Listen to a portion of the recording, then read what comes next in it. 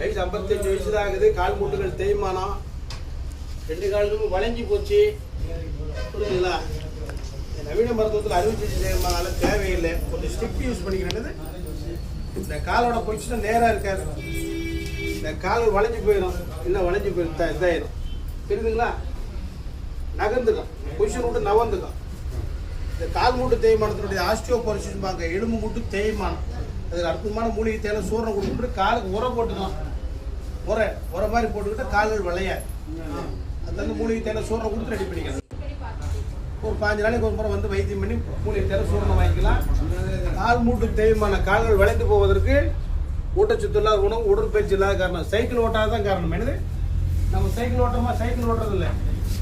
கால் மூட்டுகள் நேராக இருக்கலாம். அதை இடத்த விட்டு வளைஞ்சி இப்படி போயிடும்.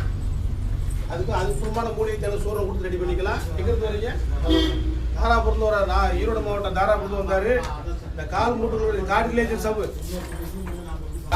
சவ்வு தேஞ்சு போறதுனால தான் இன்றைக்கு தான் அறுவை சிகிச்சை. அதுக்கு முன்னாடி அறுவை சிகிச்சை கிடையாது. அற்புதமான மூலிகை தேவை சூரணம் கொடுத்து ரெடி பண்ணிக்கலாம். தாராபுரத்தில் வர கால் மூட்டு தேய்மா. நன்றி.